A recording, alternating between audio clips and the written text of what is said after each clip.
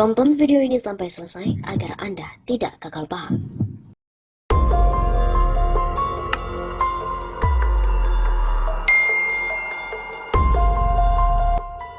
Di kantor PDIP Jaktim terdapat foto Khomeini, Soekarno dan juga Karl Marx.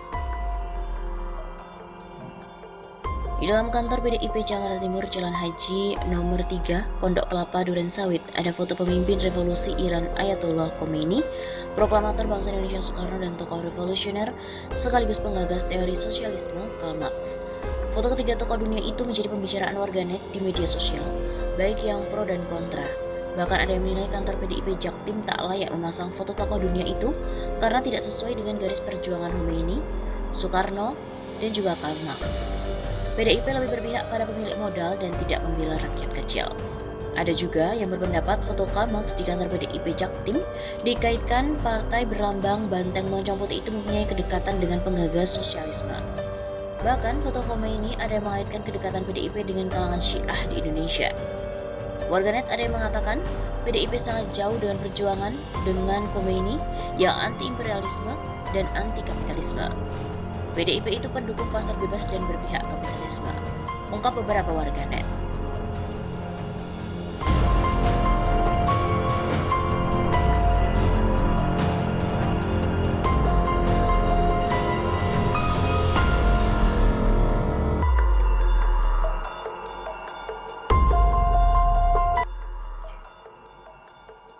Telah ditemukan dokumen PKI dengan target mendirikan negara komunis.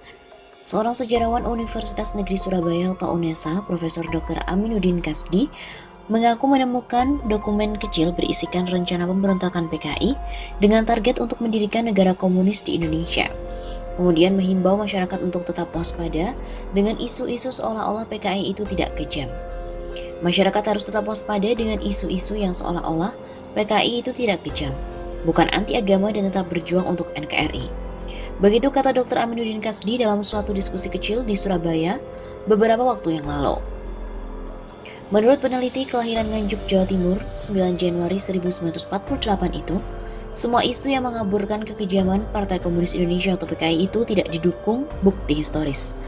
Saya justru menemukan dokumen kecil berisikan rencana pemberontakan PKI dengan target untuk mendirikan negara komunis Indonesia. Dokumen yang ditemukan itu berupa buku kecil atau buku saku tentang ABC Revolusi yang ditulis oleh Komite Sentral PKI pada tahun 1957, di mana isinya menyebutkan 3 rencana revolusi atau pemberontakan oleh PKI untuk target negara komunis di Indonesia. Buku itu justru membuktikan bahwa rencana pemberontakan PKI yang diragukan sejumlah pihak ada dokumen historisnya. Bahkan dokumen itu merinci 3 tahapan pemberontakan PKI yang semuanya gagal. Lalu rumor pun dihembuskan untuk mengaburkan fakta.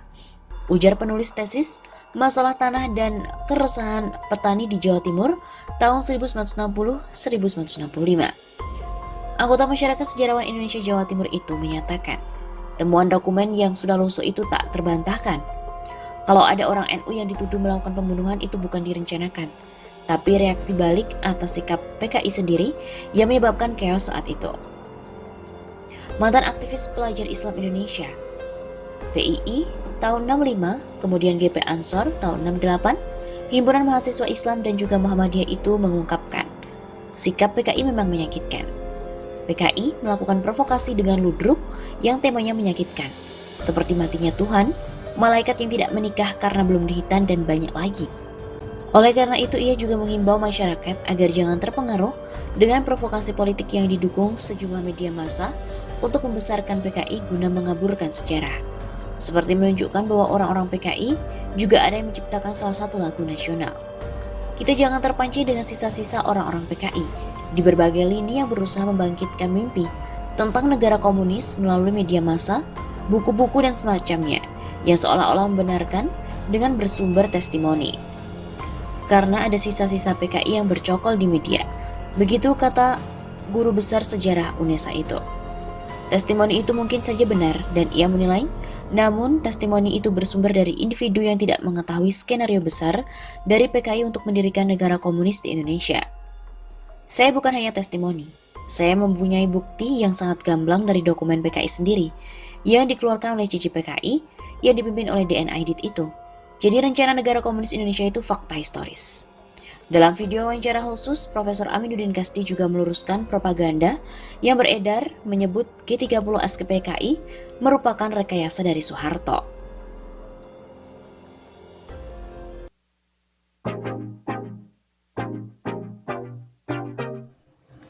Buzzer RP adalah PKI gaya baru. Buzzer RP merupakan gaya baru dengan melakukan fitnah dan juga caci maki terhadap ulama dan tokoh bangsa. PKI gaya baru adalah buzzer, ngaku paling penegak Pancasila tapi merongrong agama. Tokoh-tokoh utama agama dan juga tokoh-tokoh utama bangsa pun difitnah serta dicaci maki. Begitu kata tokoh Papua Chris Wamena di akun Twitternya @putrawadapi. Kata Chris, buzzer itu tidak pernah mengkritik korupsi bansos yang dilakukan oleh politisi PDIP. Utang menumpuk, ekonomi dan demokrasi hancur pun mereka tidak peduli. Ia juga mengingatkan bahaya buzzer yang dapat merusak bangsa. Kita yang cinta agama, Pancasila dan NKRI harus waspada dengan buzzer RP ini. Begitu jelasnya. Politikus senior Partai Amanat Nasional, Amin Rais mengatakan semenjak dulu Islam beserta halakohnya berdiri dalam keadaan teratur dan juga aman. Dari dulu Islam beserta dengan berbagai halakoh di dalamnya adalah hal yang ajak atau aman, tulis Amin Rais di akun Twitternya. Kemudian katanya muncul paham komunis yang mengadu domba Islam dengan halakohnya hingga terjadi perpecahan di tengah umat. Sebab PKI melihat halakoh itu sebagai peluang untuk adu domba. Hanya PKI beserta anasir-anasirnya saja yang melihat itu sebagai sebuah peluang untuk mengadu domba umat. Dia menilai sekarang influencer dipakai PKI untuk melakukan adu domba melalui media sosial. Mereka seperti buzzer yang dibayar untuk propaganda di dunia maya. Sekarang anasir PKI menggunakan tangan sosmed influencer. Umat jangan terpengaruh, tetap dalam semangat ukhuwah. Demikian kata Amin Rais. Selain itu, Wakil Ketua Umum DPP Partai Gerindra, Fadlizon juga berkicau di media sosial Twitter soal Partai Komunis Indonesia atau PKI. Kali ini, anggota DPR asal Dapil Jawa Barat itu mengklaim PKI selalu ingin menghapus jejak sejarah. Dari dulu PKI selalu ingin menghapus jejak sejarah, playing victim dan berusaha menempatkan diri sebagai korban. Anggota Komisi 1 DPR ini juga lebih lanjut mengatakan para pengikut PKI berkali-kali mau memberontak dan melakukan kudeta, namun selalu gagal. Fadli kemudian mengajak warganet menanti serangan para pendahulu bayaran atau buzzer yang tidak suka dengan kicauan itu. Padahal berkali-kali mau berontak dan kudeta, gagal terus.